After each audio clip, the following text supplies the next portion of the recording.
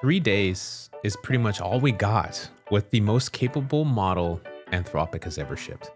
Yes, Fable 5 launched, and on Friday, the US government, which was basically yesterday, issued an export order and took it down for pretty much everyone, including myself, who's currently in the United States.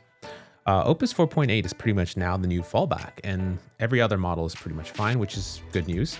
Also, we still have access to GPT 5.5, which is really, really great. That's another great model that we're also going to get into here today.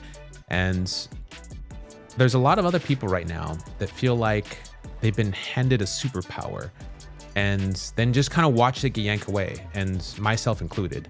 You can just feel it when you're scrolling through like YouTube. I'm scrolling all through X as well. Will it come back?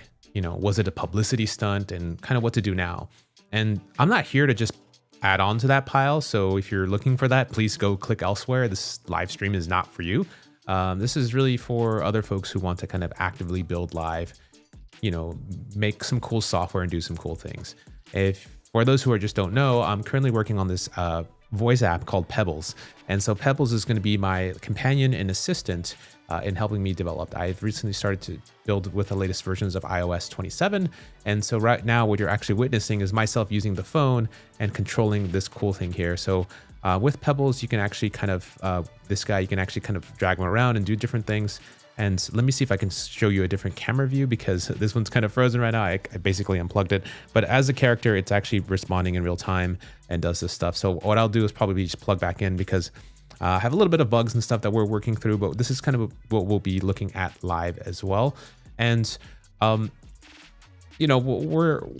with Fable being gone, I want to show you a little bit of what I was able to do with Fable, because I was traveling during that time, but I was able to work with Fable over airplane Wi-Fi and just kind of issue requests to my Mac Mini at home. So I want to show you kind of some really complicated stuff that I was able to help me organize as far as thinking from a architecture perspective that I found really impressive. But something that could probably help you today is try to think through, what is it that made Fable feel smart? And to me, while the model is very intelligent, I actually think with today's models that we have, GPT 5.5 included, and Opus 4.8, we can actually get pretty close to what Fable is doing. And a lot of what's going on there is the work around the harness, which is basically, if you're using Claude code, that's the harness that's kind of driving it, the memory systems, the tool calls, all these other things. But there's also other scaffolding, like skill files, tools, and other things that you would use in these workflows. And there's different libraries, there's different tools like Cursor, there's different stuff like Droid that we'll also get into, that is pretty involved in as far as planning, testing, and those types of workflows. And so those are the parts that we still have today, and those are the things that we can still kind of work towards. So we're not going to spend a lot of time mourning it, but I just kind of want to preface this whole live stream with that.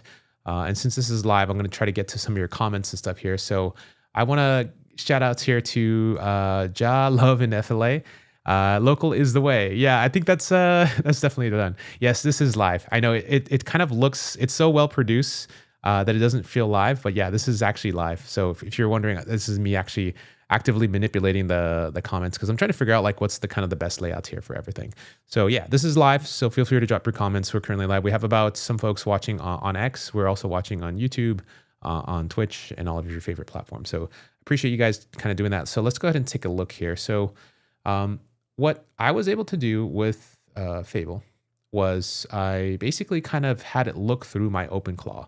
And for those who are wondering, I'm using OpenClaw quite extensively for a lot of my tracking my whole weight loss journey.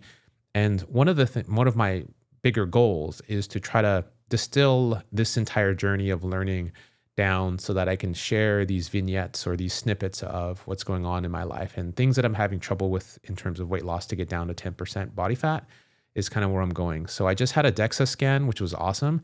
And I just found out I have 21% body fat. So I used to be much, much heavier, and I even used to weigh over like almost 300 pounds. So I'm down to like around 205 pounds. I've been this weight for the last 3 months, but my whole body is actually reshaped, and I'm now down to 21%, which is cool.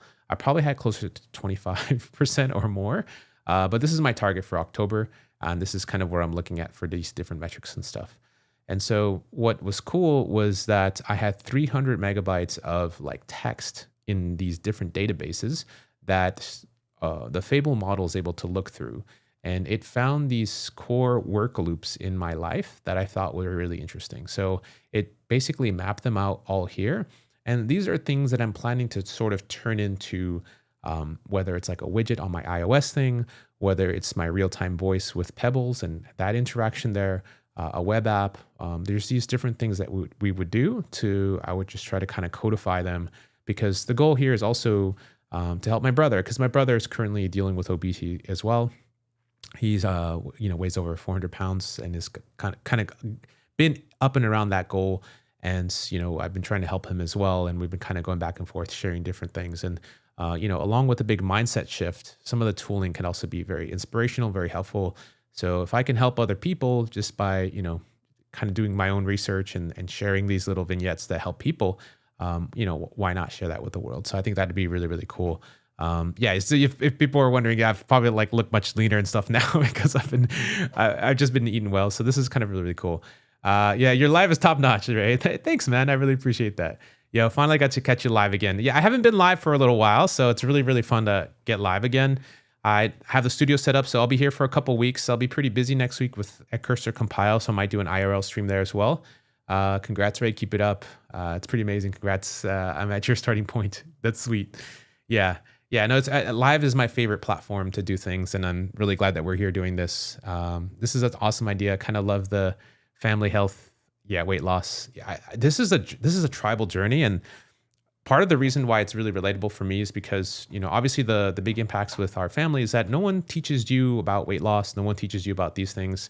It's actually a language. So unless your family was doing it right from growing up, and you kind of kept those habits, you don't really think about them. But then most of America is obese. It's kind of crazy if you think about it. And so you're like, how many people have 10 to 15% body fat? And it's actually like less than 1%. And so what ends up happening is that the risks for all kinds of diseases go up significantly once you cross, over 20% basically. And so keeping that body fat around is actually not very healthy. And it turns out that changing that is just understanding, the calories that you consume and like some protein goals, and, just kind of keeping that together. And I used to think it required like, oh my God, I have to do all this crazy cardio, or I have to like sacrifice all these things, but it's actually just making more informed choices. And then over time, understanding what types of foods are things that kind of sneak in and add calories, whether I realize them or not. So that's kind of being a big eye-opening moment for me. And I'm going to continue to share that, and I'll have some more content around that later on. And I'll kind of like, this channel is going to be focused more for those who are watching now, is more going to be on my building arc. So going forward, I'm going to be focusing a lot on kind of trying to build out this type of platform. It's going to have these different, apps and different layers, whether it's web app and so forth. And so you're going to watch myself. I used to be an engineer at Apple for over 12 years, and now I'm kind of just building on my own. And I'm going to be exploring a lot of these different technologies, and you'll see me start to architect some things. You'll see the way that I think about things. And along the way, I'll try to explain back, maybe for those who are new to vibe coding or something like that.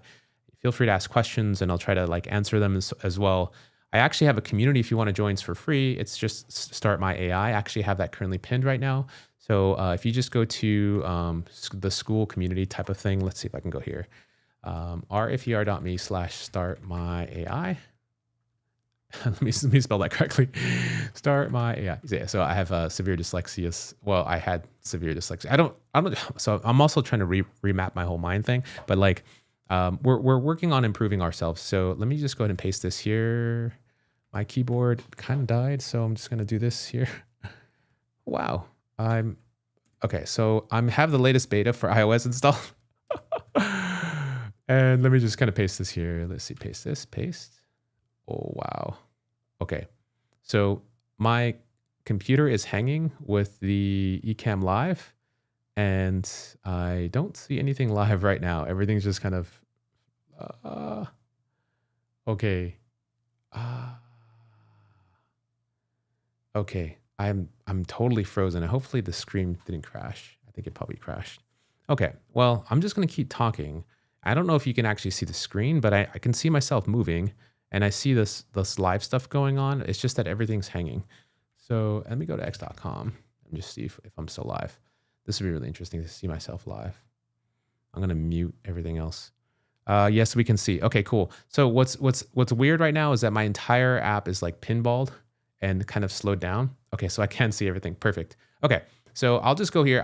I can't even type. Everything is just kind of hanging for Ecamm Live. So I'm seeing the comments currently come in on YouTube because I currently have the YouTube thing up here. And so I can see your comments, which is cool. So, and then, okay, yeah, now it's finally responding. Yay. Okay, cool. Yes, awesome. Yes, we can see. Cool, permanent in class. I see you as well. Awesome. Everything just kind of came back. Appreciate that. So yeah, I got into Xcode as well with the AR app, and it just blew. Oh my, yes. So that's the problem too. Is Xcode does consume a ton of resources, and so I have a 128 gig laptop, M3, and I already have Xcode loaded, and you can see how much memory I'm using. I'm using 79 gigs. I'm live streaming. I have cursor open. I have like everything going on. Xcode is consuming quite a bit. From a CPU perspective, I'm pushing it to the max really, but that's okay. that's that thing. So yeah, if you want to check out the community, that's kind of where I'll be posting a little bit behind. I'm kind of changed this up as well. What I'm realizing is that there'll be many of these like course bros out there who are pushing towards wanting you to sign up for a very specific thing, and people are like focused on turning YouTube into a business. And so for me, I'm more focused on my builder arc. Because I was an engineer at Apple, like now I can just kind of build freely and do whatever I want. So I thought I would just kind of take you along this journey and you'll be hanging out here. So what's nice about this is I built some tools. And so after this live stream, you'll see these timestamps automatically inserted. So as you're watching, you'll be able to kind of step back through. And I'll also drop the pin comment with that as well. And I'm also working on a tool to help me do some clipping and stuff. So we'll have more on that as well. So yeah, without further ado, let's go ahead and kind of get into the building phase of things, and let's just go ahead and see how we can kind of take advantage. And I'll show you now kind of what's been happening. So I'll do a quick overview. So like it gave me a roadmap of my weight loss goals. It also kind of told me about the current landscape of my current app, and then our target architecture. So I thought it would be a good idea to use Convex as my system of record. So that's going to be where everything's kind of stored from a central data perspective. And because that offers lots of features like real time, like web stuff, even iOS stuff, this is going to be a great place for me to work with my voice agent, with my lock screen widget, with the website, and even with Telegram as well. So that'd be a really interesting sync perspective. And I'll go a little to details as far as like why I am sort of keeping this as a separate client, Telegram, instead of doing everything all in like OpenClaw. And I'll kind of break that down a little bit more. So the real-time thing, I've realized that I have to keep stuff really, really fast. Like right around 200 milliseconds for execution is going to be the thing here. Whenever I was talking to my OpenClaw, what ended up happening is it would take 12 seconds, sometimes 47 to 52 seconds to go talk to the OpenClaw system, pull everything from memory, and kind of work back and forth from there. And if you're working with real-time voice, you pretty much want that to be instant. So let me go ahead and see if I can plug in without blowing up my computer and see if I can actually show you a demonstration right now of kind of what's happening with Pebbles when I start talking. Watch, I'll show you. Like this thing is just crazy fast. So let me plug it in here. So I got this guy and I'm gonna plug him in. And then I wanna show you what this looks like on screen because this is really, really cool stuff. So on here, I have this guy loaded up. So this thing is called Device Hub. So with the new iOS thing, they have this thing called Device Hub, which can like help you change the appearance of your device in Xcode. So when you have a device plugged in like mine, I'm basically like, as I'm dragging around with my finger, you're actually seeing what's happening in real time, which is really, really cool. It's one of my favorite things that Apple announced, and it's super helpful, especially for device testing. So if you don't know, if you're probably developing an app in Flutter, or if you're developing an app like maybe with React and stuff, throw it away. Start with iOS. No, I was just like, I'm very opinionated, but it's just much easier now with these language models if you're using Swift, just to develop with Swift first. And just start Swift right on the phone. Start developing right in, with Xcode, Claude Code, whatever you need to do. GPT 5.5, Anthropic. It is a much premium experience. And the rendering and all the stuff that you get included is really, really nice. And the experience is really first class now. It has taken a while for them to get there, but I'm extremely excited about the new iOS 27 developments. and all the developments for the next year's or this fall's platform, the stuff that's going to launch, incredibly new rich APIs that I'm really excited to talk about. I never worked on any of this stuff, so I get to now act as a consumer of this side and kind of start to approach it this way. So this is going to be really exciting. So what we have here is my app. This is Pebbles. This is kind of what I was trying to demonstrate earlier. So it's got a real-time voice using GPT. So I'll say, I'm not sure if you can actually hear this, but let's see if I can actually get this working. So hello, can you hear me? Hello, hello. Let me turn them off real quick and turn them back on. Are you there? What's good, fam? Yeah, right. I'm here. Smooth as ever. Oh, you may not be able to hear me, right? I can hear you just fine. You're coming through. Oh, okay. So can you put a note up on like the latest score for the soccer game? Because we have this current score snapshot, but like what's the current game in progress? 1 sec. Let me check that.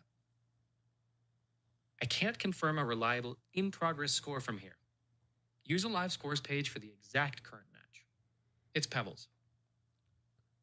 Can you look up to see what the most controversial game is going to be for soccer? I have no clue, but I want to make sure I catch up with my friends and let them know. Okay. I'll get a quick read and keep it simple. Most controversial is a moving target, but big rivalry or hype matches, like a possible Argentina versus Portugal clash, are the kind people argue about. If you want, I can check a specific team matchup your friends care about. No, estoy bien. Can you say goal?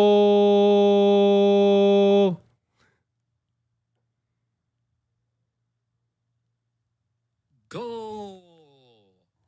Easy, clean, done. Bro, you're crazy.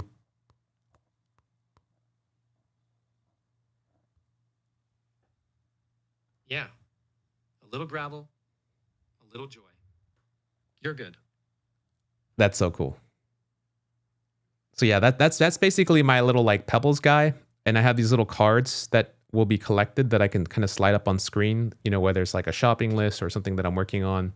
And this is just kind of like the first part of the demo. It's going to be a little bit more advanced and I'll have different things I'm tracking. And as of now, it's basically sort of like, you can think of it kind of as like, I just got the basic prototype up and running. So I wanted to make sure the real-time voice stuff worked, and that's currently running using a thing called AI Proxy.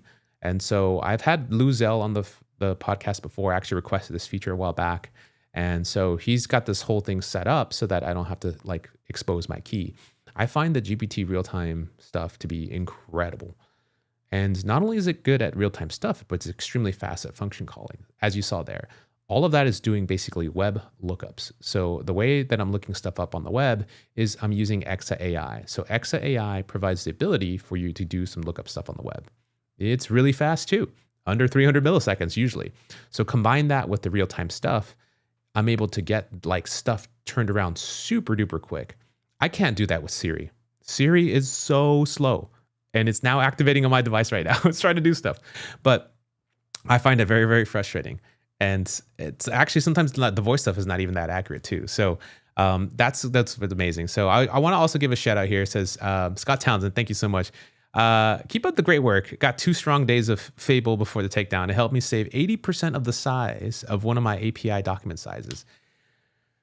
Oh man, Scott, that is incredible. Have you, I'm curious, Scott, do you think that you can reproduce some of the results after seeing it go through its phases? Like, can you spin off sub-agents like the way that it does in Claude Code and like hand them off with this orchestration layer? I don't know if people realize too, but the latest Codex app now lets you actually spin up threads, and each thread can be accessed by one model. So let me just show you that real quick. So in Codex, it's a pretty cool feature, and I don't think I see a lot of people talking about it, but let's just kind of talk about it right now. So in Codex, it has this ability to like go back to the app here. So in here, let me go back here. Okay. So any of these threads, if you right click, you can say copy deep link or copy session ID, right? So when you're having a chat, you can have it just go into there and then like go in and reference whatever you're doing. So like you can basically keep one chat and then have it sort of orchestrate between different chats. And you could even tell it to create new chats and kind of follow along and update those chats as well. And so that's kind of one way of doing like a faux orchestration, which basically means that here's one task, here's what you can do to kick it off. When I was using the Fable model, I saw it do a lot of these types of tasks. And so let me see if I can pull up some of the screenshots during my sessions so that you can see a little bit more of kind of what I was thinking / talking about. And so we can kind of get into that. So let me go ahead and put these into a project so that we can kind of see them a little bit more spread out. Okay, so yeah, screenshots, perfect. Okay, so in here, this is kind of what I was working with Fable. Let me see, hide the sidebar, and then I'll show you this real quick.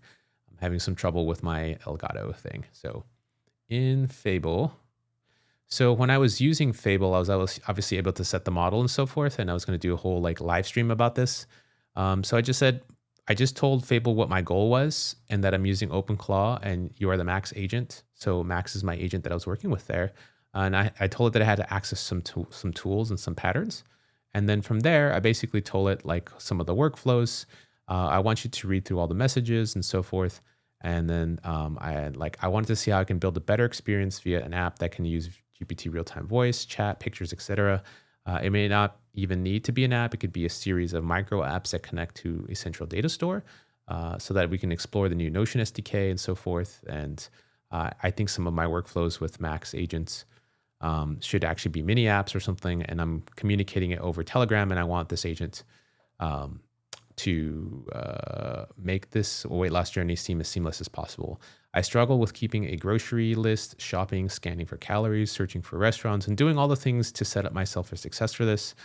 So far, things are working, but hasn't been easy. I have celiac disease and sometimes complicate things when they don't need to be. So if I go here, what ends up happening, the first thing that it did was, amongst doing many of them, was it kind of spun off 12 different agents, and each of them basically found the database and like started to chunk them out into different context windows.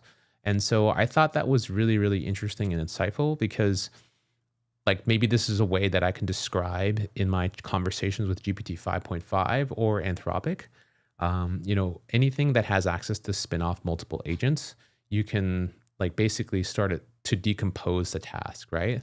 So this first task was to basically look for these timestamps and look for these different, do this analysis in parallel.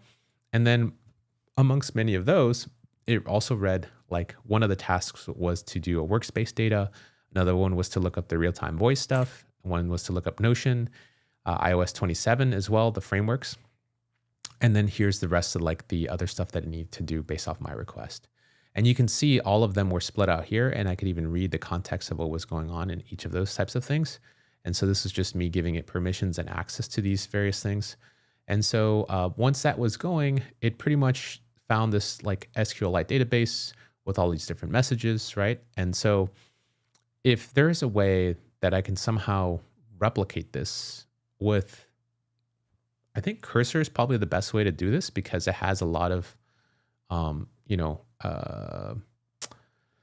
has a capability for multitask. Maybe I could just ask the model in max mode kind of how it would be able to accomplish this goal with what we're able to do here. So maybe I'll just kind of do that and then see like what prompt it can give me, right? So I think I'm going to do that right now. Actually, okay. No, everything's so slow. My computer's dying. Okay. That mode when you have like an M3, I have like a really expensive machine, 8 terabytes of storage. I have, but then I am just dying right now. Okay, cursor. Okay. Okay. Let me just launch the app real quick. Okay. Let me just bring this up. Kiwi-san, I see you. I'm going to get your comment up in a second here. So, okay. Okay, cool. Perfect. All right. So what I'm going to do is I'm going to launch a new agent, and then I'm going to see if I can just tell it to just run on my home. And then I'm going to use the Opus. I can't use the Fable model, obviously, but because it's just going to error out. I'm going to use the Thinking Fast Max. Okay, so we're going to do a multitask thing. Actually, I'm going to do less of that. I'm going to say, I'm going to give it some of the images that I gave it earlier. So desktop, because I'm going to try to see if we can sort of reproduce what Fable did, right? Just by literally just giving it that thing. So I'm going to give it this one. I'm going to give it this one as well. Okay. So we're trying to sort of reproduce Fable, right? So rape Fable. Okay. Can you read my original prompt? It was a really long, lengthy prompt, and I was able to give it to the most intelligent model called Fable, but we currently don't have access. What ended up happening was it took that task and did a lot of decomposition work to try to kick off multiple agents in parallel. And then that analysis was then spun up into an orchestrator, which then continued to work until it got stuff done.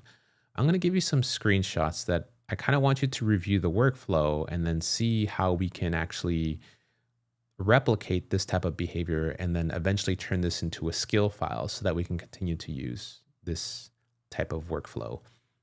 In Cursor, as you probably know, we can kick off multitask tool and it can let us spin up as many agents as we want. And it's really, really helpful for us doing that. There's also a skill that I can show you, or a / command that does some of that stuff that Cursor team wrote as far as a plugin. So you're going to have to search around for that or ask me if you can't find it. But you should have everything you need to kind of accomplish that goal. So here's a couple screenshots so that you can kind of see some of that workflow, and let's go ahead and see if we can kind of do something similar here. Okay, so that's that. And then we're also going to do image, and I'm going to give it one more screenshot. Yeah, somebody mentioned about Kilo. Yo, Max, dude, Canvas. I need to update my Canvas app. If you haven't seen, I'm going to show you a little bit more about what Max is doing. Max is another vibe coder. You should definitely go follow him, MaxBladeTV. Amazing vibes. He's basically trying to vibe code his way so he can buy his family a house. Definitely go check out his stuff. He's got a cool thing called Canvas. And I think Canvas is the future of vibe coding, but not even vibe coding, but actually of interaction design. I think he's cracked it. And I'm super bullish on like those types of workflows here. So let me go to these, add some more things. So I'm going to send this off into like fast mode right now because we only have one speed, which is fast. So his app, let me see if I can pull up Safari, cnvs.dev. And so you can command your army of agents, and this is what it does. Let me see. Vibe coding is art. That's why I'm building Canvas. It's a native Mac OS app built in Swift. Let me show you how it works. I don't have any system audio. Can you please open a Cursor agent, a Claude code agent, and a Codex agent? Oh, I see. Sound settings. I don't think there's any sound coming out.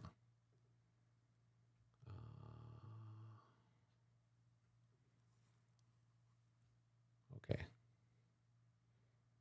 MacBook Pro speakers, input, output, input. Perfect. Cool. And there should be audio, but I don't hear it right now. Let me do Safari. Yeah, I don't hear anything. Hopefully you can hear it. I'm so sorry if I if it's playing like loud, but yeah, that's what's up. No, man, you're doing such a good job. He has like the best live streams. Yeah. Vibe coding is art. That's why I'm building Canvas. It's a native Mac OS app built in Swift. Let me show you how it works. Can you please open a Cursor agent, a Claude code agent, and a Codex agent? Okay, fantastic. Can you please ask the Cursor agent when Composer 2.6 is going to come out? Can you ask the Claude code agent what Dario is up to this month? And also, can you ask Codex what Sam Altman is doing on Twitter right now?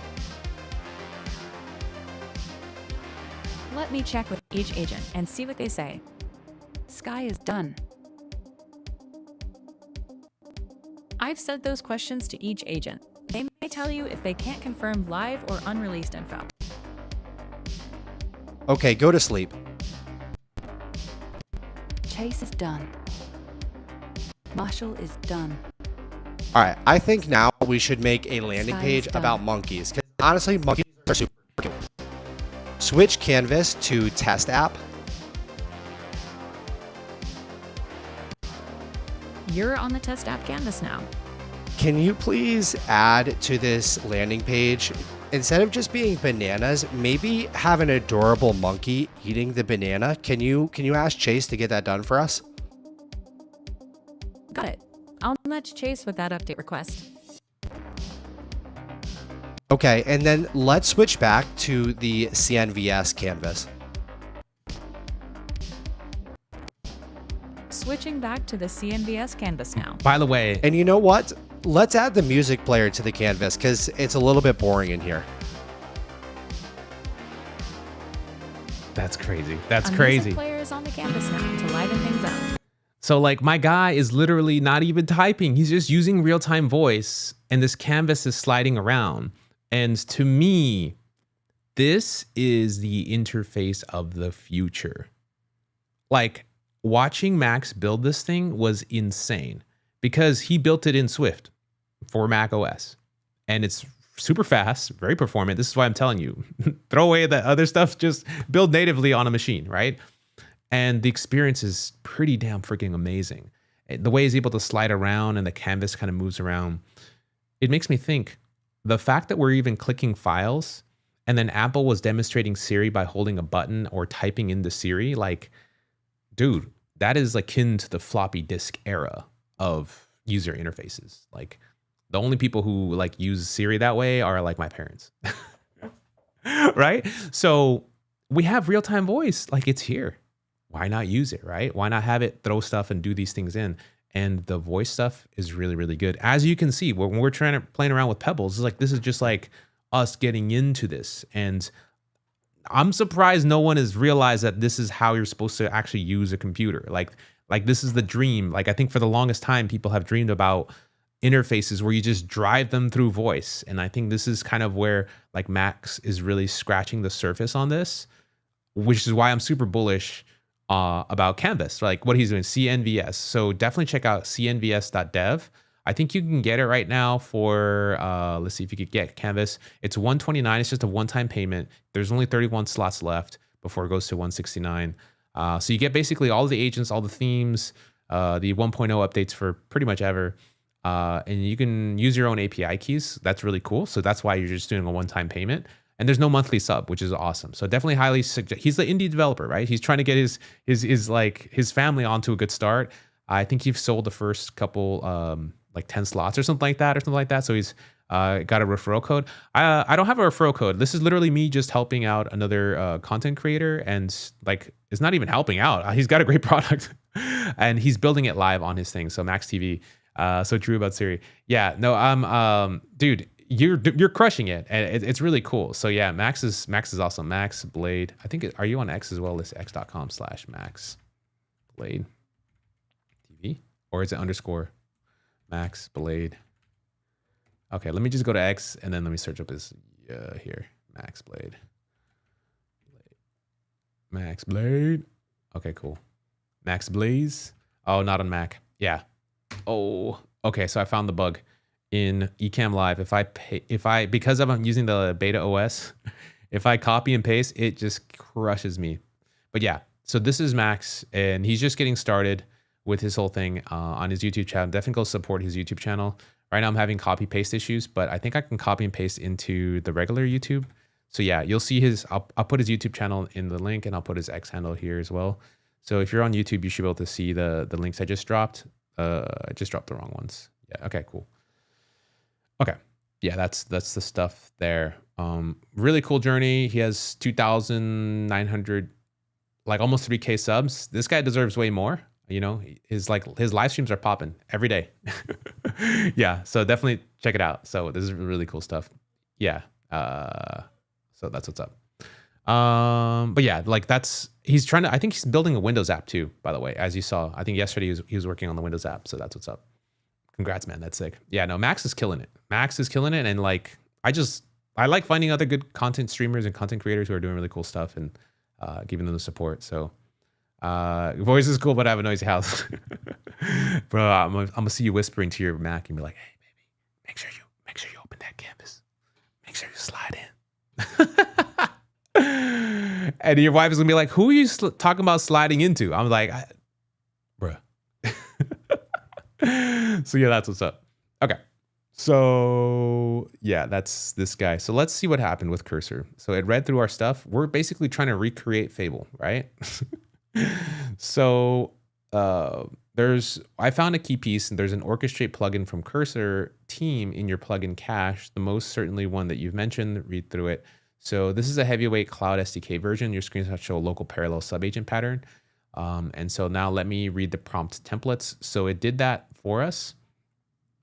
And then what else is it coming up with? The glob parameter needs fixing. So let me fix this directly. So I think it just wrote some skill files for us. I'm going to just drop this into the school community so that way we can sort of replicate. We're going to have our version of Fable up like in 5 minutes. So stay tuned. Baby, I'm just vibe coding. Bruh, I know, right? Yeah, you be talking to you. All kinds of. Okay, so this is interesting. Let me see. Do you want to proceed with the parallel orchestrate skill? Okay. Test it live on a real task now. Point me at the repo data on your open Claude directory, and I'll move into that workspace and fan out workers. Build a second skill pre-tuned for a health coach job. Set up a switch to cloud orchestrate button. Tweak this skill name and auto trigger sensitivity and remove guidance, or leave it as is and I'll vogue it myself later.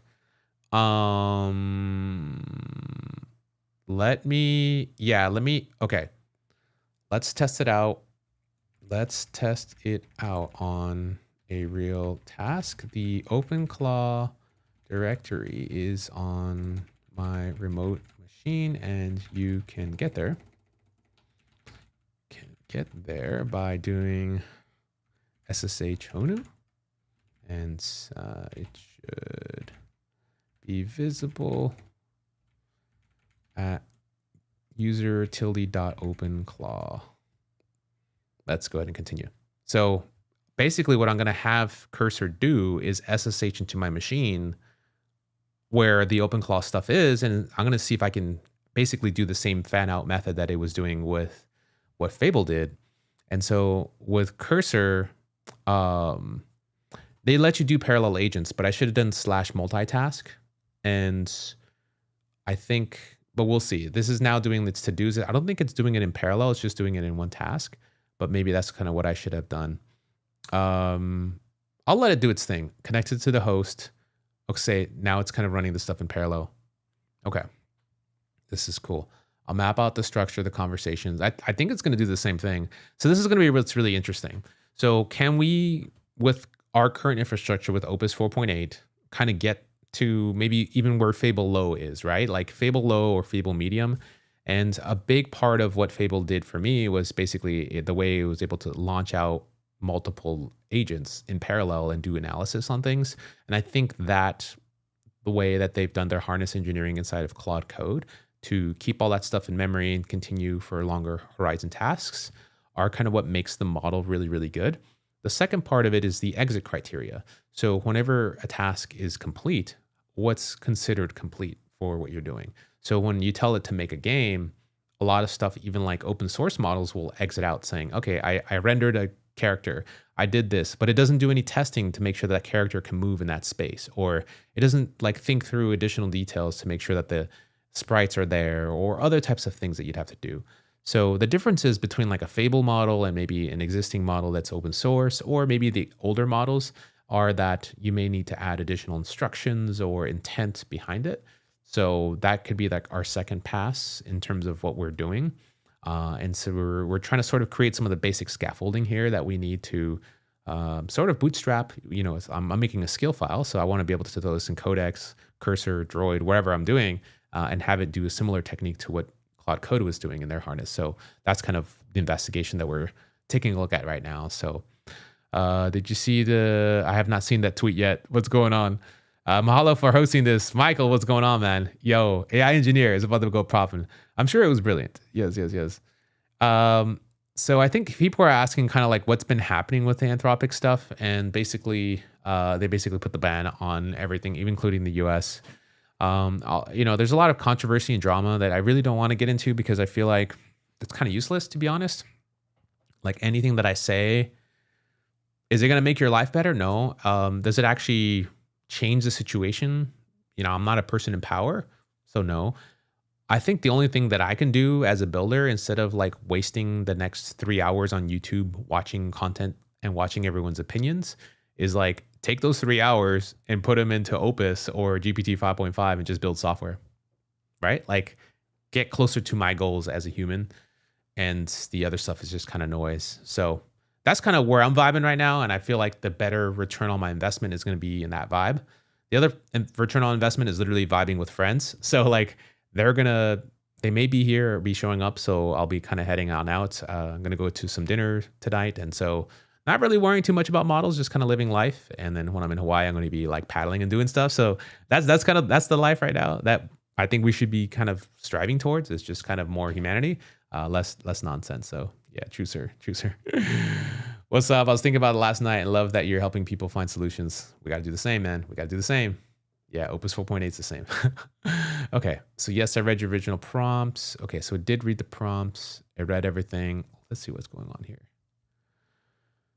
So, okay, so here's what it did. It built a skill file called Parallel Orchestrate, and then it's going to decompose a large multi-part goal independent slices and run them as parallel cursor subagents via the task tool, and then merge the structured handoffs into a deliverable used for big research, analysis, audit, or code-based exploration, where jobs where a simple linear pass would be too slow.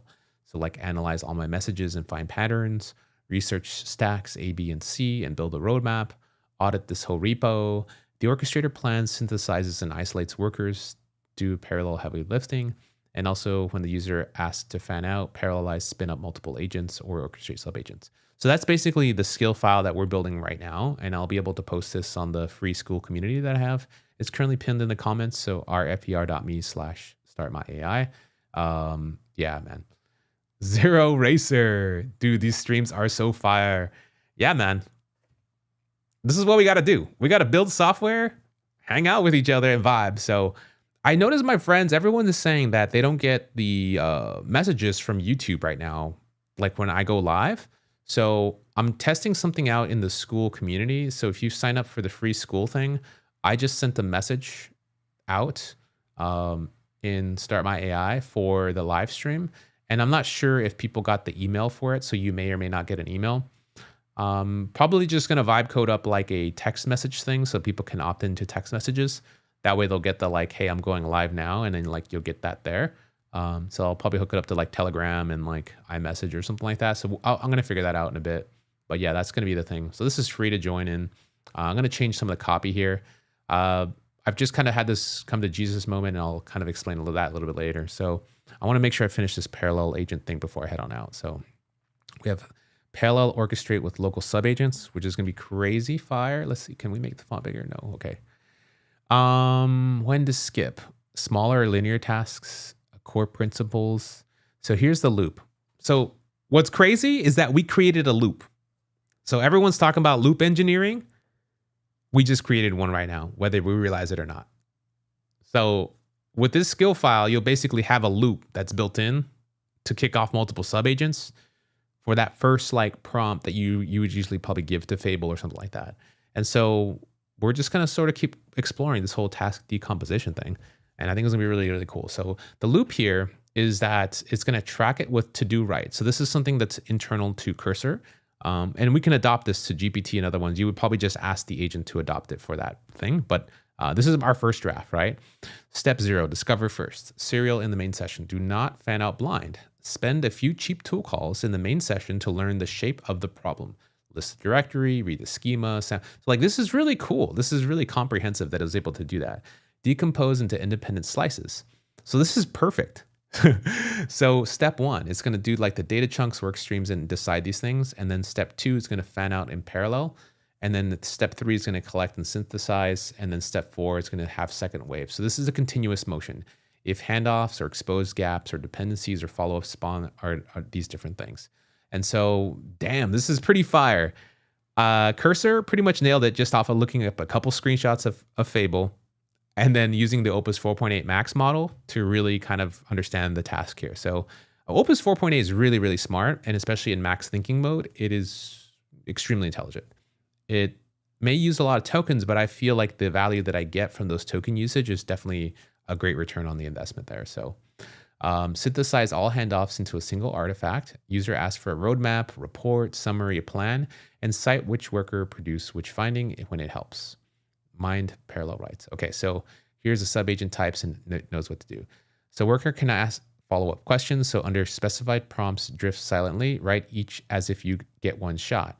Every worker prompt includes an overall goal, the worker's exact slice, where to look, and what to return. Perfect. So it made its own references to handoff formats. Damn, this is a fire. And here's the handoff format. Sheesh. This is beautiful. This is crazy. So now, once we made this skill, yes, it read the original prompt. What Fable actually did, the workflow in your screenshots, it was classic orchestrator to worker decomposition run locally, right? So it did discovery, it decomposed into like joint messages, and it fanned out stuff, and then it orchestrated. How this replicates in Cursor is that we'll have a local agent basically matches the screenshots, right? And then it's using the task tool to run in the background, and then does multitask mode. And then the cloud does the heavyweight stuff. The Cursor Teams Orchestrate plugin does this. The real difference is here. So your local workers share your file system, so parallel is always safe for research, but parallel edits to the same files corrupt each other for those who use Git work trees. Okay, so the skill that it built were these, and it's auto-invocable. So when you give a big decomposable skill, analyze all my X for 5 patterns, research, it kicks in. So it's going to just discover and fan these out. It also points to /orchestrate for cloud scale builds. Perfect. So we did this. It did the orchestration. It looked at all my messages. Now direct one-to-one threads. I mean, this looks very similar to what Fable did for me for the research task, right? So important catch, conversational apples. Okay, damn. So extracted, yep. Wow. So cleaning is working. The real content is going through. I think there's a slow before memory thing. Okay, perfect. It says max workspace is a gold mine. There's fitness, there's max handoff, there's memory, there's user. Look at this. So these are all the agents that is spun up. So you'll see chunk 1, and this is basically using the faster model, which is, wow. Bot capture workflows. This is crazy. So use Composer 2.5 fast for everything. And then it used the Opus 4.8 fast to like research the real-time memory stack. So in here, as we see, it did like a bunch, it ran for like a minute, and it was like looking at this different like information here. That's pretty cool. And then all 11 workers are now running in parallel in the background. This is a fan out, a live fan out, exactly the pattern from your Fable screenshots. I'll let them run and synthesize a roadmap.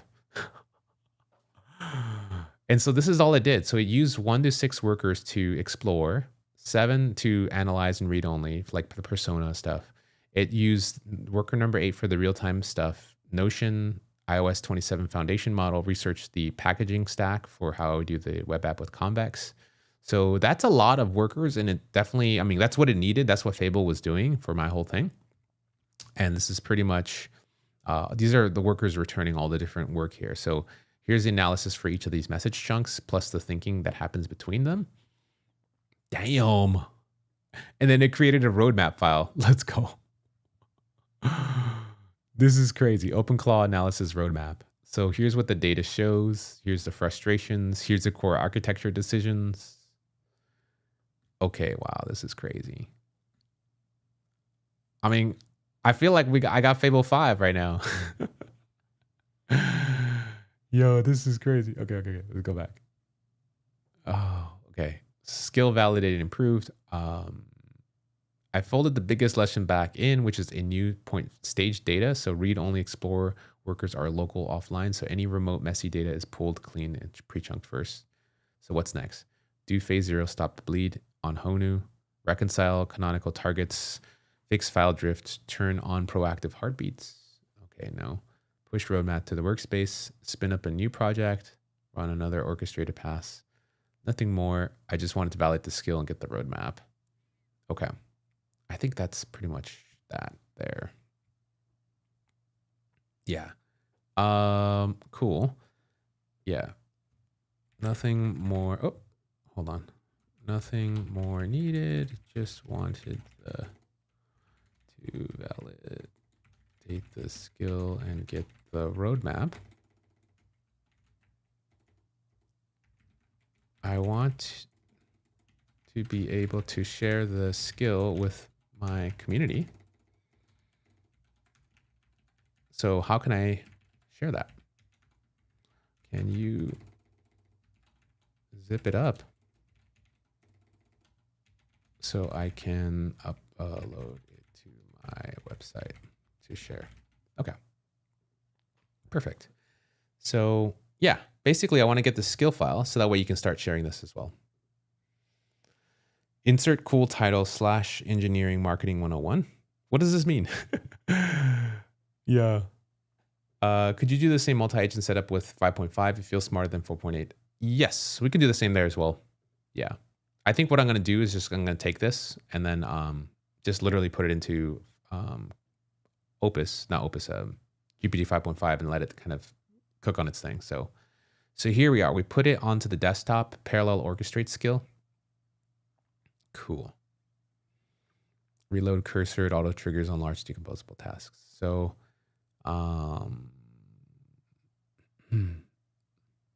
okay. So I'm going to do Codex. Whoops. Here we go. New chat. Okay. I want to hand this off to Codex because they have their own way of doing similar parallel agents. And so can you do a quick lookup on the way that they organize their skill files and the way that they would operate in the new Codex app? I just need a handoff prompt because Codex is going to be the one that's kind of digging through and it's going to take a look at this file, and it'll probably be smart enough, but we should probably call out what are cursor specific things and then kind of encourage the agent there to see if it can actually understand what parts it will need to swap out to do a similar multi-agent orchestration type of thing. Okay, so yeah, I love it. Go cool. So what I want to do here now is I'm basically going to see if we can get the prompt to give to GPT 5.5. And then for GPT 5.5, what I'm going to do is I'm going to probably run that one at like extra high. And then the speed, I'm going to do, yeah, fast. I like fast speed. And then, yeah, so then we're going to see what's going on here and then see what's up. So I'll do a quick lookup on how Codex structure skills handles everything. So yeah, let me catch up a little bit on the threads. Yeah, so big shout outs to Scott Townsend for the super chat. I really appreciate you with the super chat. I know other people have been trying to play with Fable, and for those kind of maybe tuning in recently, trying to figure out what's going on in our lives, I think it's just much more productive to try to move on and see if we can do similar things that work really well that Fable did. And for me, one of the things that Fable did really well is this, like the way it's able to handle orchestration. And so whenever you're working with multiple agents, how do you then, fan out multiple workers to do the work and then, decompose the tasks so that you can get the stuff like that really high level of quality. The other thing too, it's like, what everyone's been talking about with these loops, it's like, we're now asking the agent to design these loops. So that's actually one of the design patterns. So I guess we can talk about this, and that most people really aren't talking about this, is like, there's design patterns to, agent workflows. And there's this orchestrator workflow, which is pretty popular, and it's probably the most adopted right now, which is being able to have one chat that kicks off multiple agents or sub-agents. They do the work, and then they return back to the main chat and figure out saying, okay, this is what I've learned. Here's what you need for this next step. Go off and here's where I stored information to be used later. And then here's what you can use for everything else. And so that way the context window stays clean. So whenever you're kicking off a new sub-agent, you now kick off basically a brand new chat. That agent's memory is wiped. It has no clue what it's doing. It receives instructions from the orchestrator, and the orchestrator says, tells the agent, and you basically, like, imagine being deployed somewhere and you have like literally an empty room, and then all you do is pick up an index card and you're like, these are your instructions for life, go do it. And then you go do it. And then if you, whatever your tasks is, you say you're done, you then open the door and say, here's everything I did in the room. It's done, good luck. So it's like, that's kind of like one of the patterns that's pretty popular. And that's kind of what we're sort of seeing right now that Fable does really well, is like, it'll take an intent, try to decompose it, and then try to figure out how we can achieve that task.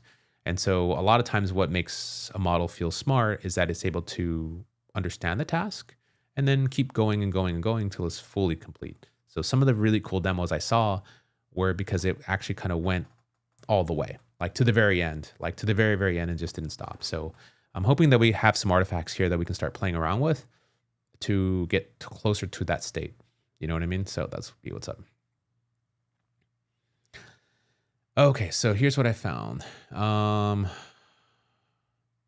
Here's a handoff prompt pasted in the Codex with the unzipped parallel orchestrate folder attached. You're helping me port a skill from cursor. Perfect. Okay, so this is what we're going to do. Okay.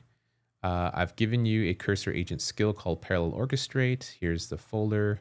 It runs an orchestrator pattern. Go read it, separate the portable ideas. Okay, so what we're going to do is now I'm going to figure out where in Finder. Okay, parallel orchestrate. Okay, so I'm just going to drag this in here. Perfect. Okay. Separate the portable ideas from cursor specific plumbing. Okay. Deliverables, and then you can use ref tools, MCP, and exa code to help you. Okay. So now I'm setting this off on the extra high task. The reason why I'm kind of doing extra high is it tends to take more time for thinking, and I tend to get really good results as far as like the highest level of intelligence. So I feel like that's probably one of the best ways to do that. So I'm going to let this do its thing so that we can convert this skill so that's going to be usable outside of cursor so that it can be used inside of Codex, or we'll have a Codex compatible skill as well. So I found 3 source files and the one relevant memory about Ray's shared skill install into Symlink Codex. Now I'm reading the actual cursor skill end to end, so the cursor preserves the useful chronology. Perfect. And so what I'll do here in the school community, I'm just going to put this as a resource. Updates. Okay. Parallel orchestrator. Parallel orchestrate skill. And then let's see if I'll just upload the skill file. Perfect. Here is the parallel orchestrate. Trying to, let's see. Cool.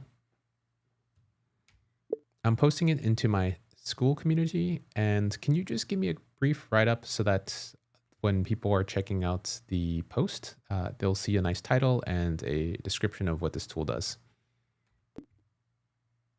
Perfect. So that's cursor doing its thing. And then we have this here. Okay. All right. So it's thinking, it's running and searching the web. I don't know what the Copernicus. Oh, each of these get their own subagents. So yeah. So if you're using Codex, Codex now has the ability to launch subagents, and they give them these names. I forgot about this. And so now it's using it says created 2 agents, and they give them names. And so one's called Copernicus, the other one's called Einstein. And so it's actually using my skill, and it's exploring and doing these things. So yeah, this is kind of new. Actually, I forgot all about this. And then I think you purposely have to tell it to use subagents. So I'm hoping we get the ability to really cook here. So that's what's up. Full access. Yes. Is Fable 5, or is it clickbait to watch more of useless Pebbles broken UI for Gemini UI? Vibe creators. Is this for Fable 5? Clickbait to watch more or useless Pebbles broken UI for Gemini API. I think all of it is wrong, but you're more than welcome to just watch another channel. I'm not forcing you to be here. Yeah, I think vibe creators, like this space is more meant to just kind of hang out and vibe together. So if you're about that vibe, really, I try to encourage more of like the positive encouragement and so forth here. And, you know, as far as like bringing like different vibes, you know, like a lot of people come in with like a lot of like really useless criticism or just negativity in general.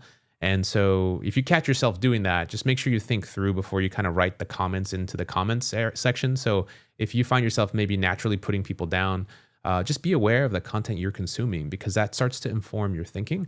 And then you start to like blurt out things. And it's very common, especially on Twitter, where you'll see people post things and they're just like posting what's on their mind, but they didn't realize that they were just watching a bunch of negative content ahead of time. And that's kind of informing where they're coming from. And so they just feel like, I'm just posting what I'm thinking.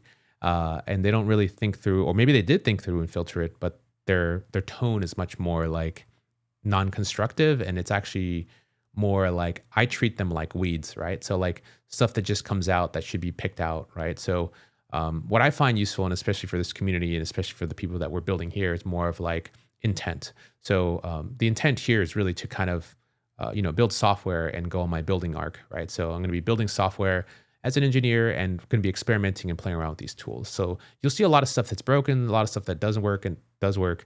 I think some of the better questions to ask are like, kind of like, where are we at? What is it that you're trying to learn from it? What are some other things that you can help other people in our community that that you can share? And that's kind of like much more constructive. And I feel like the other stuff that like, just putting people down or sharing some view of politics that is just really useless is part of the reason why I didn't kick off the stream talking about all the politics of what's been happening, but we're more towards moving towards solutions and building stuff together. So yeah, I'm basically anti-clown. I'm not gonna sit here wearing a clown outfit to like entertain for views. Like, that's not my goal. If I only get 10 people watching who really, really want to passionately build, trying out this new technology, those are the people I care about. If I cared a lot about views and I would just be like, focused on like controversy and then, instilling negativity and selling fear for the sake of trying to drive viewership and stuff. And that's not what we're about here. So yeah, I just kind of wanted to share that note just in case new folks are joining. There's probably a lot of new folks who are joining from all over the place. And I encourage you to hang out and build with this community. This is a really cool set of people who are here. A lot of people who have a lot of experience too. So definitely a lot of cool respect. So that's what's up. I can't feel it. Do you should have bounced her like a... Nah, bro. I just have a lot of life experience, man. I've seen a lot of stuff. My background's insane. I also used to work at the Genius Bar at one point in time, like a very small point in time. And I met so many people there, and it's probably one of my more useful experiences because from there, I got to see the pain of like engineering. So what really good engineers do, like when bugs really do happen, what happens, and then like the impact that happens in a, not in a community, but like what happens when like actual software gets shipped and now you're the actual first person that someone gets to talk to, or literally someone's life gets destroyed. And so I have a cool story that I'll have to share. I have a book autographed from a famous author and a famous person who actually used to work at Apple, but I saved their computer. And their computer crashed and no one else was able to help them. And I don't know, I just sat down and tried to figure out the problem. Was able to get everything back, which was he was just absolutely blown away. Kind of famous. And probably the next live stream, I'll bring the little book with that. It's actually in my other room. So I'm having some issues with my second camera. So I'm just going to go ahead and unplug that guy. Okay, so now we have a skill. Brief background, vibes told. I have no clue. Well said. Thanks, man. Okay, cool. So let's see what's going on here. All right, so what we have here right now is a parallel orchestrate skill that we're now adopting for GPT 5.5 or Codex. And what we want to do is kind of reproduce some of the really cool stuff that Fable was doing in terms of like running these parallel orchestrated agents. And one of the great things about what GPT 5.5 can do now is also do the parallel orchestration stuff too. So I kept the orchestration model handoff discipline, replaced cursor with task-write agent taxonomy with Codex subagents. So they have update plan, built-in explorer, worker custom, perfect. It's documented but experimental. Okay, so there's spawn agents on CSV. It is documented but experimental but not exposed to this live tool registry. What is that? That's interesting. I didn't know that there was like a CSV thing. Huh. Custom agent Chalmo may evolve and write parallel writes. So, wow. Oh, that's cool. Let's go ahead and review these. Where can I review these changes? Open in Finder. Oh, wow. Okay. This is cool. So if let's see. Okay. OpenAI YAML, adaptation notes. This is interesting. Whoa. So we have the skill file now for Codex subagents. So decompose a large multi-part goal, spawn Codex subagents in parallel, collect structured handoffs, synthesize one deliverable, and launch follow-up waves as needed. When the user asks to fan out, parallelize, spin up multiple subagents, delegate subagents. Perfect. So there's these reference formats and the recommended config. And then here's the core principles. And then here's the loop. Track the Codex plan mechanism under update plan whenever a workflow has more than a couple moving parts. So discover serially, stage only when it helps, decompose into independent slices. So data chunks, disjoint ID ranges, date times, or CSV rows. Heavier changes for a large wave, usually 5 or more workers, state the decomposition plan to the user before spawning so they can redirect cheaply. Respect the max agent.max threads. So the current Codex doc says the defaults to 6 when unset. If you need more slices than available threads, batch them into waves. So it looks like you can actually set more. When I was using Fable, I saw it spin up 12.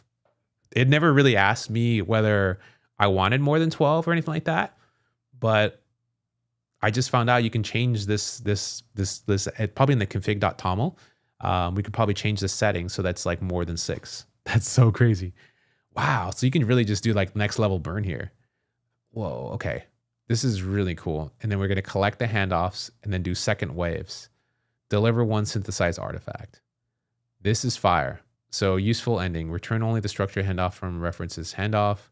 Exactly in headings. For the implementation workers act, you're not alone in the code base. Other workers may be active. Only the files listed above. Do not revert changes you make and adjust the nearby changes if you encounter them. This is pretty cool. This is really, really cool. So recommended config. Wow. Okay, so here's the configuration. So you can set the model in the config.toml and effort reasoning level could be medium. Multi-agent equals true. So I guess we have to turn this on. I thought this was on by default because maybe not. Agents. Oh, and then we can even give it a runtime timeout. Wow. Wow, this is really cool. Damn, I'm learning so much right now about like how to. Here's our handoff format. Yo, this is crazy. How the manager reads a handoff, Y shape. Okay, examples. Whoa. This is crazy. Yeah, I'm going to put this into the outputs. Work. Okay. I'm going to zip this up and also put this to the school community here. So cursor should have already finished too with our little write-up. So post body, let me cook in parallel. I run a whole team of AI agents. Replace. Parallel orchestrate skill. AKA Fable. Okay, so I'm also going to upload not parallel orchestrate, but the Codex one too. Right? Put this in here. Oh, it used to work this way. Okay, so we got a couple of them. And then what I'm going to do here is just put the post body.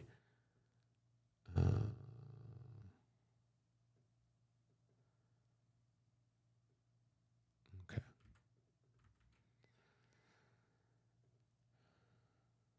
Instead of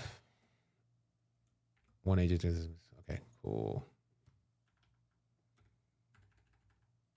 Okay. All of this is free, by the way.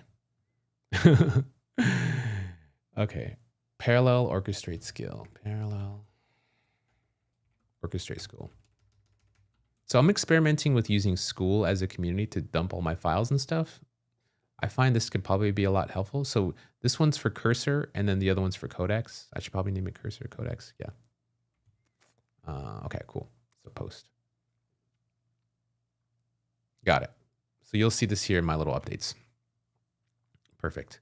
So yeah, and then I'm going to copy and paste this on the YouTube side of things. That way you can see it here. And then that's what's up. Not watching football. I thought football season's over.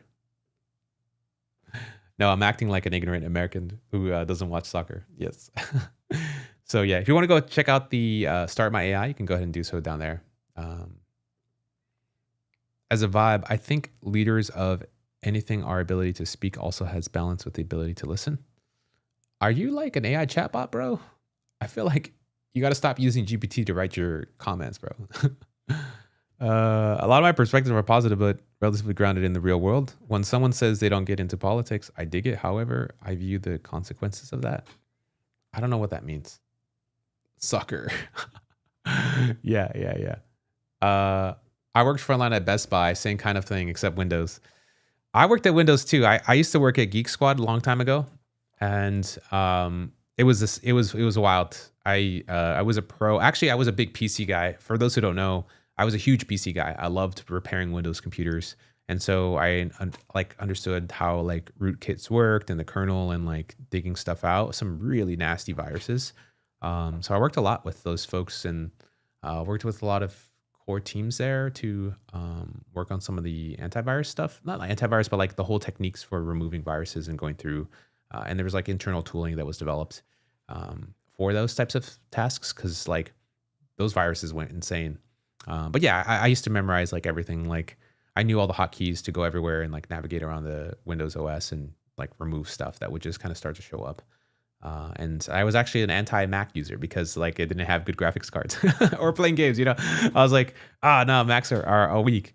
And then my friend who had a Mac and who was like the Mac specialist guy, like started to teach me stuff about Linux. I was like, oh, yo, this is crazy. This is actually really awesome. So that's kind of what got me into the Mac and then later Apple. So that was really, really cool. But yeah, it was a fun experience. Windows, yeah, it was fun. Yeah, Windows is rough because like people just get viruses so fast now. It's insane.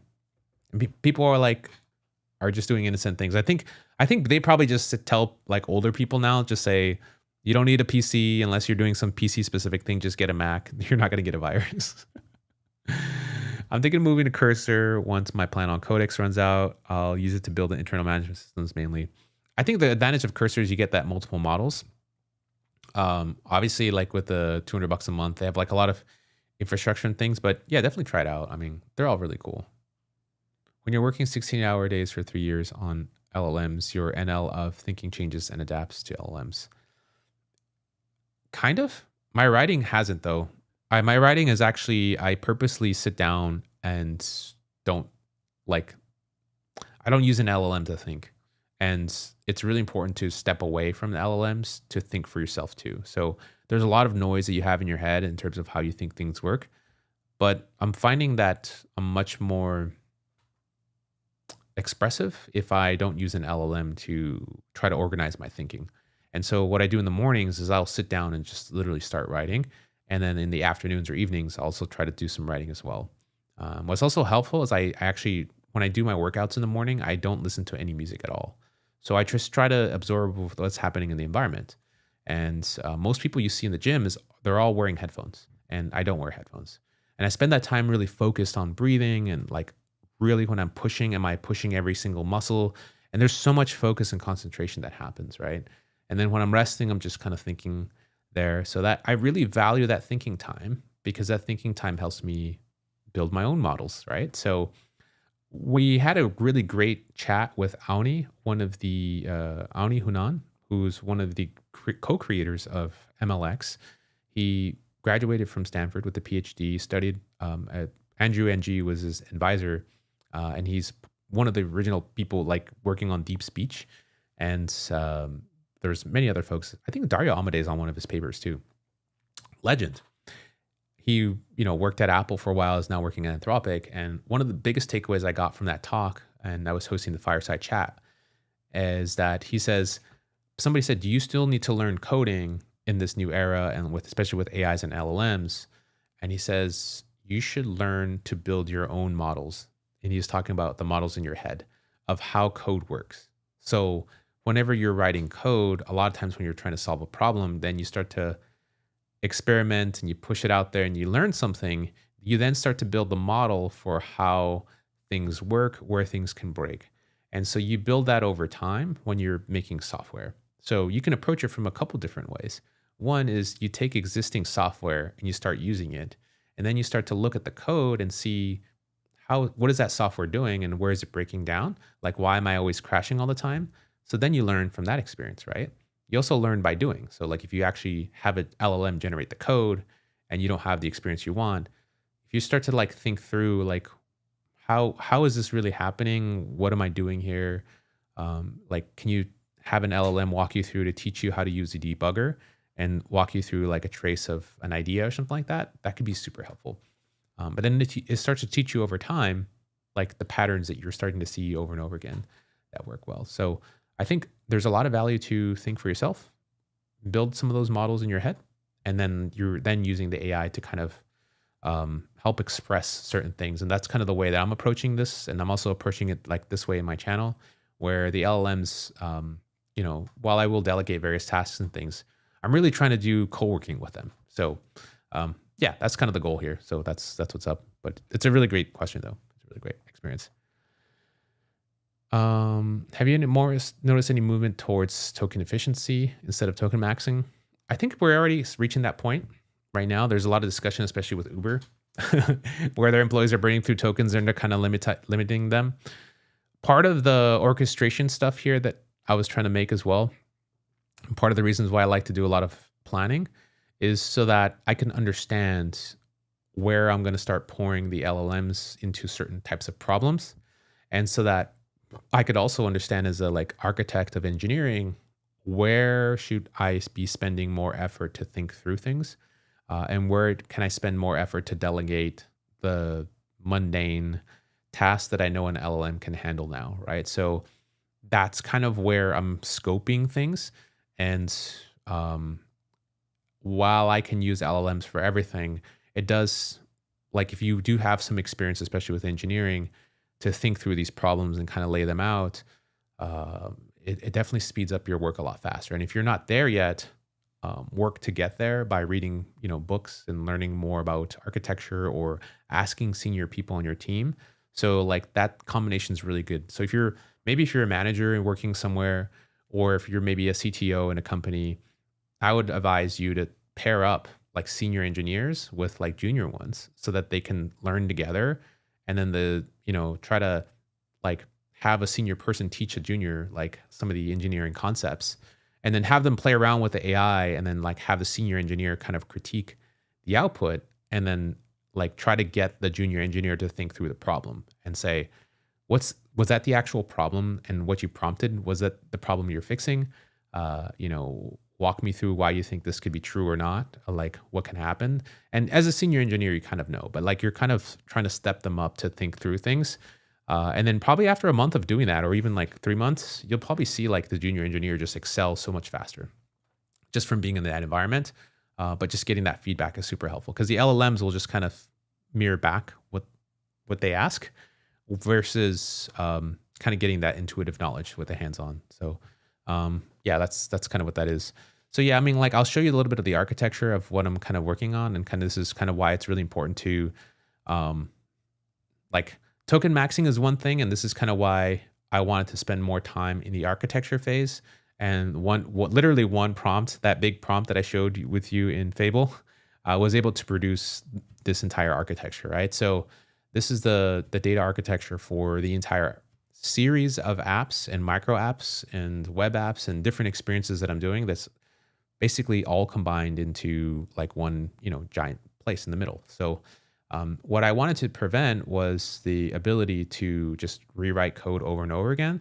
So in the current state of what I have right now, whenever I ask my voice app to do something, this is my iPhone, right? So whether it's the Telegram app or Safari, it's going to go to various cloud services to ask for different things. And over here is kind of like my OpenClaw, right? So it can take like 12 seconds if my voice app asks for it. Or I'm using the Telegram app, it's going to talk directly here. If I'm using Safari, it's going to hit it from a different standpoint. And so there's all this like current sort of architecture that has stuff in different places and concerns in different places, which can sort of kind of slow things down. And that was the basic structural problem. So this is my new like updated state, kind of thought through a little bit more. And now that I have this architecture, it's going to be much easier to spin up my voice app. It's going to be easier to spin up a web app. It's going to be easy to spin up a lock screen widget, because guess what? They're all kind of going to a similar place. But then depending on the information that's being updated, now those categories of data are going to be either updated or referenced without having to like have an LLM try to figure out what's going on. And so usually when you give an LLM like a web app, it's going to want to create its own databases and its own concerns of like, where's my data stored? What types of things am I going to be referencing from it? So when I build a widget, it could just display a view. The data's down here. I just have to update a view. If my app crashes, can I recover and then either, restore the state or grab some new information and, update the view so that it's always up to date. So that's the basic trends. Also, knowledge about food and restaurants are going to be stored here in one of these containers. I also have a configuration as far as like locations, profiles, and stuff. And I also have other like webhooks and nightly things that are going to be happening to the data to be transformed or to be updated so that these other parts of the app will then just receive those just by existing, right? So just by being on. So yeah, these are all the different systems that I'm trying to build. Eventually, like they're all broken down in different phases. So I have the Pebbles app, which is like the UI prototype that I currently have is going to access Convex and do these types of things. And then the widgets and so forth. So right now, a lot of this stuff is really data heavy, but it's probably the most important part because that's the central thing that's really providing the lifeblood. And while I could vibe code more UI and do really cool stuff, I kind of already understand the patterns that I'm doing because it's literally just the text message or, I'm making characters or I'm making a widget. But the bigger part of it is like the complicated problem is like the data and storing everything so that everything can be referenced out. So that's kind of where I'm at right now with this type of thing and where I'll be going in later phases of the work. So what's nice about it is I was also able to map a data model, data flow, the surfaces, and like the implementation stuff. So for the data modeling, here's what we have. Like the evidence is this is all referenced from those text messages that I've been able to send over Telegram. Like I have 26 grams of blueberries, a banana, and then I went 63.5 grams of strawberries a minute later because, I'm just actively measuring. And so this is also happening in real time if I'm using real-time voice, right? It's because I don't give it everything right away. As I'm measuring stuff or I'm doing stuff, like I'll just be talking to the voice agent and it'll just be passively collecting the information. And so, I want to have a way so that it can understand that it's building this item for me, like whether it's a breakfast item or a yogurt or whatever meal it is. So the items are atomic events. So this is a really key thing here.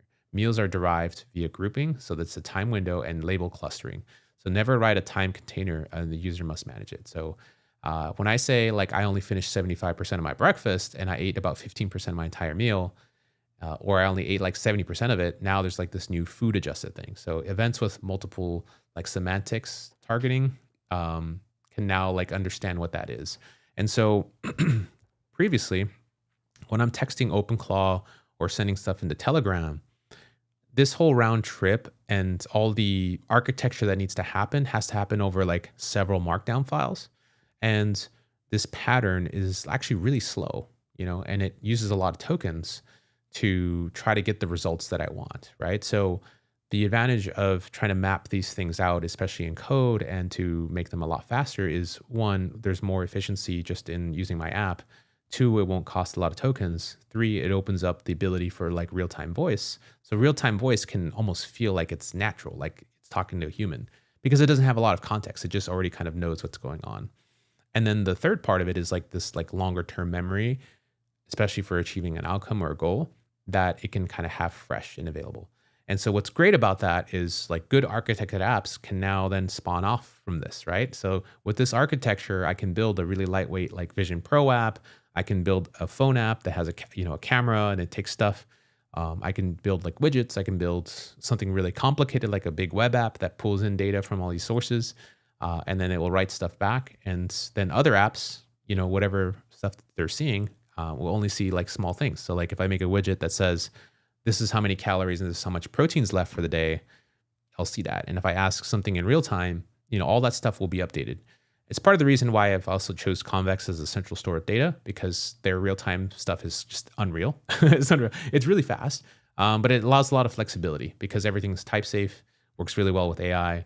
I can connect to a lot of different front-end stuff, and also like, the back-end is just basically instant. So as data comes in and gets updated, everything will just be, pushed out instantly. So yeah, that's kind of a lot of that. I've been doing a lot of talking. Let me just kind of get back to some of the comments and see what you guys have been up to. That noise is my power. I've also have really bad ADHD, so using it compartmentalize my thoughts. Yes. Yeah, I do like to, I think you should also exercise just writing in general as a way to help you with ADHD, because it's a muscle. And so the longer that you can go for focusing, like if you do 5 minutes and then you can do 6 minutes the next day, and then kind of disconnect from a lot of the noise, you start to prime yourself. So whatever you tell yourself to be true, like if you just adapt, let's say like I'm just this way and never going to change, you'll never start to make the movements for the habits that you want to do to adapt to a new environment. So everything is really about adapting to environments. So if you want to get stronger, you have to lift the weights, right? So if you never lift the weights and you always think about it, then you'll start to just look at yourself in the mirror like, maybe this is just the way I am, just bony and like not gonna be muscular or anything like that. And if you start to change the environment where like, I'm gonna physically go to the gym, or I'm gonna physically grab a weight and do this number of reps and be very intentional about it, you're not gonna bench press like 300 pounds right away. You'll start off slow, but then you'll start to see progress. And I've treated that the same way for focus. And I even dealing with long COVID and coming back out of brain fog, to really push myself to focus for longer periods of time. It's been really, really hard, but I'm just so happy that I'm able to kind of get some of that stuff back. And it's been really refreshing. And the fact that I can talk to you on the screen like this, like camera, I'm not using it. Like I have a teleprompter up, but it's literally just to show me the screen. That's how I can read your comments on the screen. So that's really, really, really cool. So yeah, super helpful. It's cool. Engineer types are my people. Yeah. Cursor with Composer 2.5 is a great alternative for Cursor. 2.5 Composer is peak right now. It's so peak. I appreciate your streaming platform trying to help others. Yeah, that's what we're trying to do here. We're like, this community is fire. So definitely subscribe, stay locked in. Check out the free school community that I have. It's called Start My AI. I'm just gonna keep it free for longer. I know I was gonna say I was gonna make it paid, but I'm just gonna make it free for probably another month or something like that. I feel like if you've discovered this stream and you're kind of vibing with this, like you're kind of on that same wavelength, when I get past, X amount of users concurrently, that's where it might get a little bit noisy, and I'll probably start charging money just to filter some people out. But I think y'all are my real ones right now. If you've been able to stick this far throughout the stream, like you deserve to get in there for free. So that's kind of what I'm saying.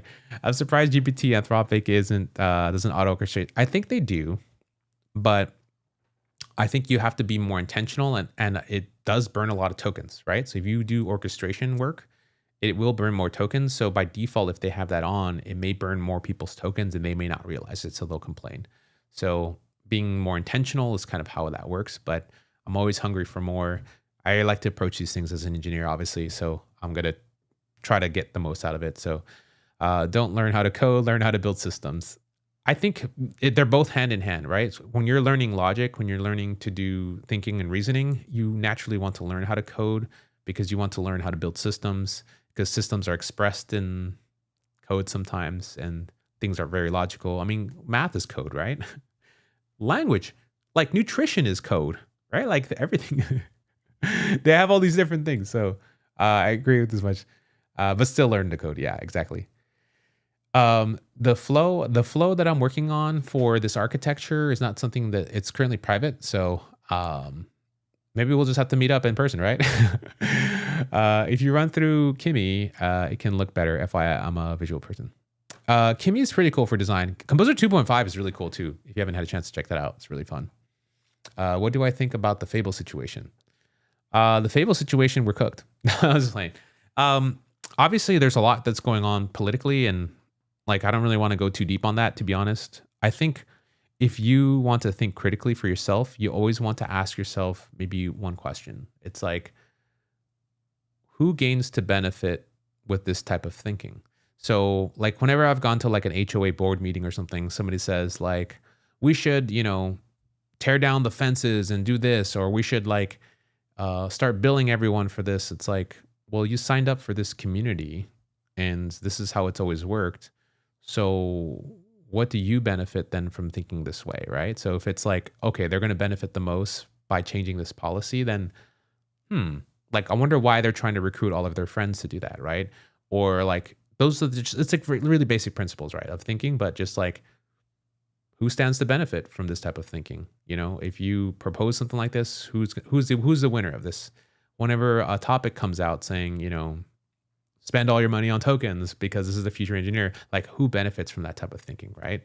Is it true? Is it not true? It's kind of like you eventually will get there, but that will really quickly tell you like where something's kind of coming from and what's kind of like, let me just continue down this like path of thinking.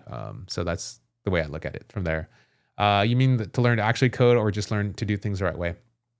I think if you're going to get into engineering, especially shipping software, it becomes more valuable to learn how, like, you'll eventually learn to code anyways, just by being around it. Learning to code, I feel like there's levels to it. So you don't have to spend a lot of time on syntax. If you can spend more time on the logic, it's going to be more helpful for you. So like, how do you split up work to be done on a really, on a computer? Like if, for example, that task to analyze like a huge database of messages, right? Your context window will get filled up. How would you approach that? How would you write a Python script to split that out, right?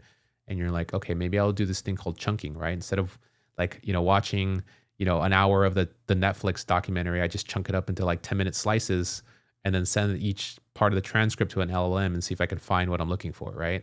So, do I do it sequentially or do I do it all in parallel, right? Like those are like the things that you'll start to learn. You're like, you'll start to see repeated patterns. And so think more in those terms, less in like oh, this bracket with this thing means this type of thinking. And then, I think learning to code is going to be eventually helpful, but I think those kind of come sort of together. Yeah. Be the jacked. Yeah, that's the goal right now. I'm trying to get jacked, like I try to grow my shoulders out. I'm building it out right now. Yeah. To be honest, learn building system, you need to understand the code. Yeah, it's kind of the suit. Yeah. Fable, I'm flabbergasted about it. Totally. I mean, a lot of work that I've done to like prompt and like build scaffolding and stuff like that. This is what we're doing right now, post Fable, right? So like, these models are really smart. Opus 4.8, if you put it in max thinking, it's really, really smart. And so I like to use the multitask tool inside of Cursor because it kicks off multiple agents.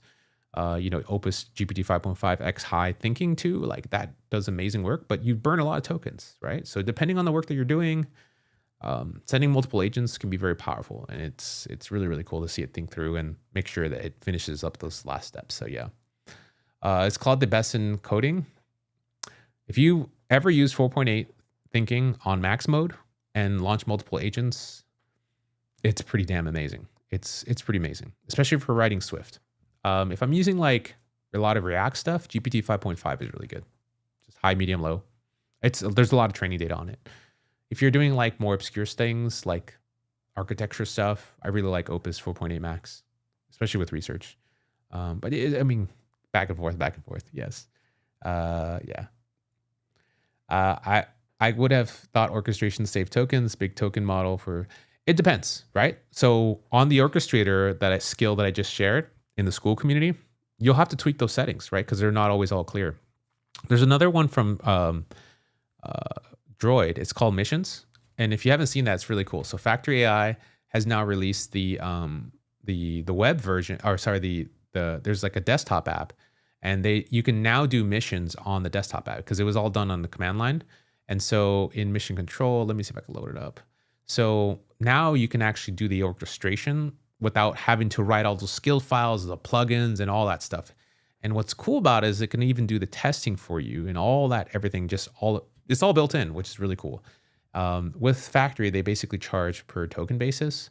So here's what I did. Like here's one I ran for the Spacetime DB 2.0 upgrade from my Kickoff KS game.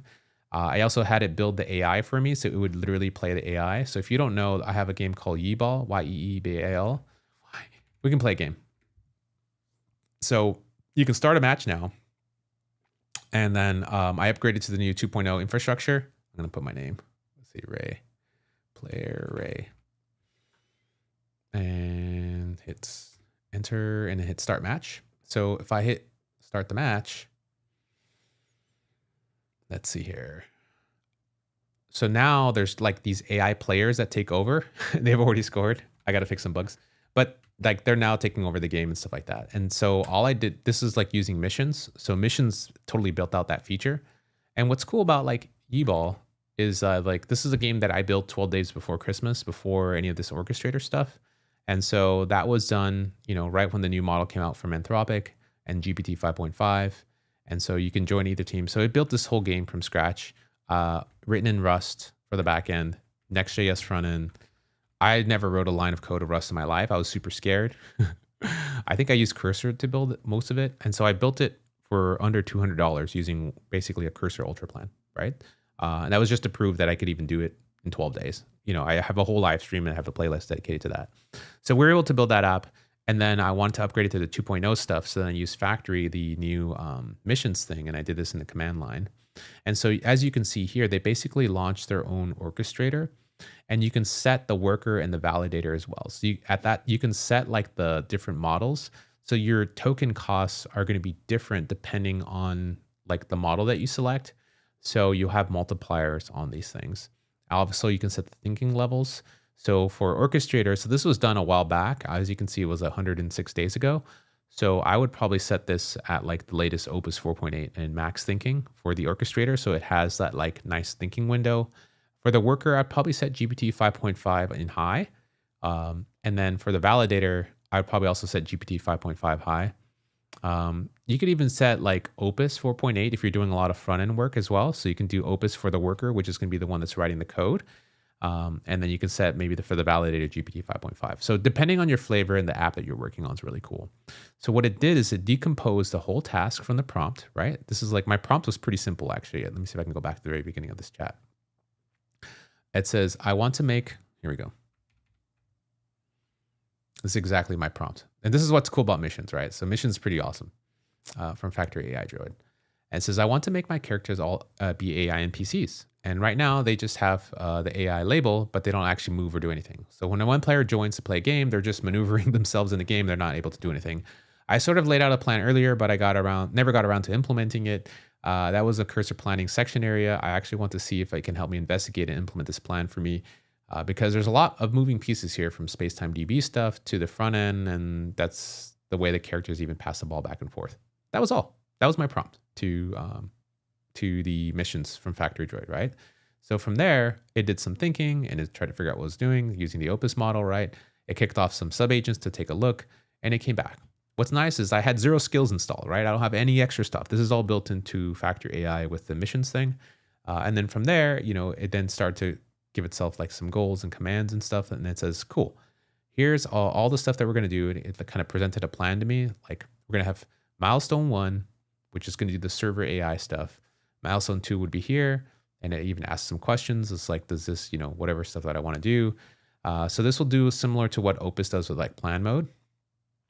And once it creates those milestones, then it kind of breaks down the tasks for you automatically. It may ask some additional questions, but once that's done, it then just starts to run the commands. And so what this will do is it will kick off all of the different agents and all the different prompts and everything, and then even do testing. So the longer that this actually runs on your repo, the more testing that it's done, and it creates unit tests. So the next time it does more tasks for you, well, it will kick off those tests to make sure that those things are verified and update any tests as well in progress. So it does cost a lot of tokens. And the Factory AI now does a plan where you have like $200 a month or something like that. And another advantage is that you can actually bring your own open models into this. So you can select all of the models, which is really great. So all the models are available, including the Kimi K2.5 at a quarter of the credits. Nemotron 3 Ultra is also available at 0.4. And also the Minimax M3 is available at 0.12. So you can get those models as well. You can bring your own like local infra. So like my friend is hosting the Nemotron 3 Ultra on his server with his, I don't know exactly what cards he has for the NVIDIA cards, but he has a whole bunch of them linked up and I can use that, which is awesome. And so you can use those models as well in here for the work that you want to get done. And it's pretty much, I've never seen a system like this. This is probably like, this was probably Fable before Fable came out, right? So this came out earlier this year. And this is now available to everyone. You can use this inside. It's called Mission Control Factory AI. Definitely check it out. It's crazy. It's like absolutely crazy. Yeah. So I've done a lot of these missions. I've kicked off a lot of stuff. I think CLI parity. Yeah, I did a big refactor. I'm kind of finishing this up as well for my app. I did a big CLI refactor. I think it did the whole CLI refactor in one shot. But this is part of what it does, right? It creates these milestones. It does that task decomposition. We don't have to write all these skill files that we're going to do with thing because we haven't even got into testing. We haven't even gotten to the planning phases. We haven't even gotten to other things that need to be done what models you would select. So there's a big advantage when you select different models too to get tasks done, especially if you have adversarial ones. So like Opus writes the code, GPT 5.5 reviews, Opus fixes it. Like this back and forth is pretty much top tier. I think that's like the best way to do it. If you just stick to one model, they're really good too, but I find better results if I'm doing those types of things. So yeah. That's insane. 5 years from now, the games will be a vector definition instead of vibe coded. Probably. I don't know. Where's everyone else? So yeah, I just recently started live streaming again. So I was basically taking a break for almost a month. And so now I'm back and usually, you know, once I do it at a more regular cadence, there'll be more people kind of showing up more and more. So yeah, don't worry about it. I think what's nice, I actually like a smaller audience because it's easier for me to keep up with the comments, which I really do appreciate. And it becomes more intimate. So people are kind of hanging out to chat. It's much more fun that way too. So yeah, so my thoughts are now that I have the studio set up right here in California, I'm going to try to live stream as much as possible. Go on as, you know, early. I know my schedule is currently set for like Tuesdays and Thursdays.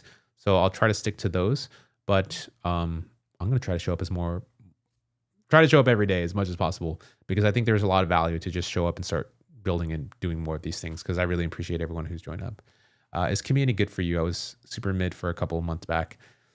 I'm curious to try it on some tasks that don't require a lot of intelligence, but that's where I'm going to experiment here with the missions thing with Droid. So that's what's up. Yeah, I'm going to head on out because it's currently 4:45 and I need to head into San Francisco for dinner. So hopefully everyone's having a good time. I will have timestamps after this live stream that you can go back and reference, and I will see you guys later. Peace out, y'all.